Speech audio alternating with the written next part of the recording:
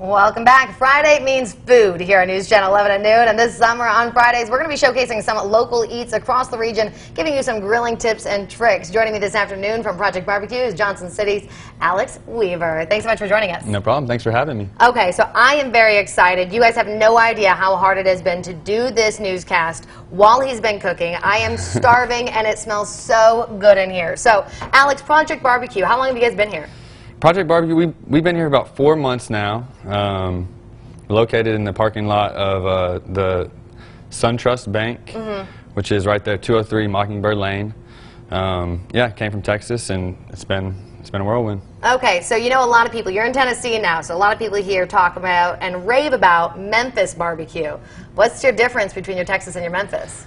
Really the difference is the rubs and probably how you smoke it. A lot of the Memphis barbecue is a lot of it's a lot of like drier, a whole bunch of spices and stuff like that, whereas Texas barbecue, what we're focused on is basically salt and pepper. And so it's yeah, it's basically all that we use for our seasonings, and basically all of our meat is salt and pepper, and just low and slow, keeping it simple.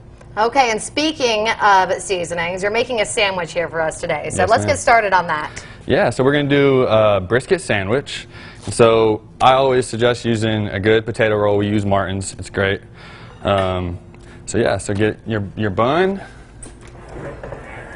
This isn't too hot. Oh, I am so excited. It has been smelling delicious. Now, what kind of sandwich are we going to be making here?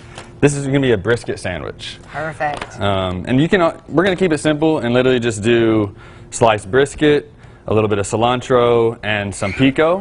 You can add whatever you would like, sauce, of course, pico whatever. To the sandwich? Yes, ma'am. Okay. A little bit of pico. Give it a little bit of spice. So you'll want a good knife for cutting brisket. I guess I should put gloves on. Look at that juicy brisket. I am excited for that. Okay, got to be prepared. Safety first. Yes, put the gloves on. Okay, so I love to grill out. Well, I don't like to, but my significant other, I make grill. So what are some tips and tricks that I can maybe pass along? Well, for smoking a brisket, it's a little bit different than just like grilling, because it is low and slow. We cook these briskets for anywhere between 13 to 16 hours. Wow. And so it's just really controlling the heat of your smoker, of the cooker. You want to keep it nice and steady. You don't want to mess with the temperatures a lot. You don't want to ramp it up really high and then have it low. Just keep it nice and slow and steady is the way to get in that perfect brisket. So I know when you are smoking, there is different type of wood, and maybe tinder is what it would be called correctly. Is there something that you would recommend? Well, it's really regional. Wow. So look at this. Holy cow. So it's really regional with the wood. In Austin, when I was in Texas, we would be big on post oak wood. Here in Tennessee, you're not going to find that. Okay. So we use white oak, red oak, and hickory. And so that's what wood we use. You want to use a really good hardwood. But yeah, now, is there a difference in the wood you want to use for whatever type of meat you're smoking? For sure. For longer smokes like brisket and pork butts and stuff like that, you want to use, like I said, the post oak. It's more of a mild smoke. So it's not going to add, while it's in there for 13 to 16 hours, you don't want something that's too strong, that's going to be too flavorful and like overpower the meat.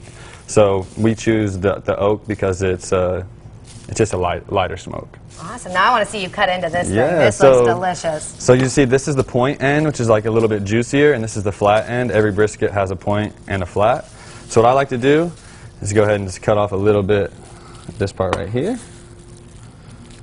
And the flat is, this is the part that we use for sandwiches mostly. What do you use the other half for?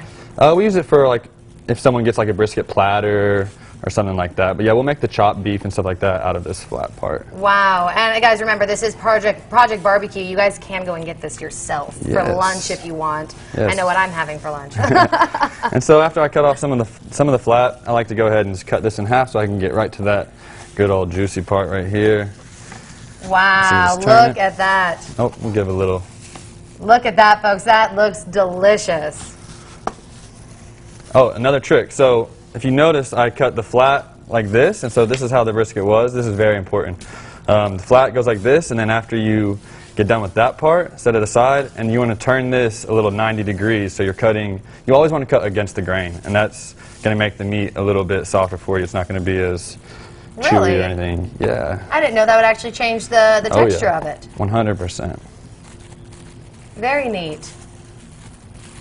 Okay, and then once we get all this cut, we're going to end up putting it on a sandwich. And what else did you say? Say it one more time what we're going to be putting on the sandwich. So with the sandwiches, we're going to be doing just cilantro, the sliced brisket, and then pico. It's a homemade pico that we make. We're just going to keep it simple. I didn't even bring sauce today. Don't even need it. I It's don't juicy. even think you need it. You This don't thing need is it. amazing looking. Thank you, thank you. So literally just take your buns, pop them open, grab a couple slices of your flat. Okay. If you guys can't hear me talking, it's because I'm drooling. I'm sorry. This looks so good. And then we'll take a piece of the moist right here, put that on. Just a little bit of cilantro, just a little garnish. I wouldn't have thought to put cilantro on. Yeah, it adds a nice little fresh taste. And a little pico. And there we have it. And there you go. Look at that. Some delicious sandwiches. Now, Alex, what are we going to be making coming up at 12:30? We're going to be making pulled pork tacos. Okay, and if you thought that looked good, you're going to want to see the pulled pork. It's going to be delicious. Don't go anywhere. We're going to be right back.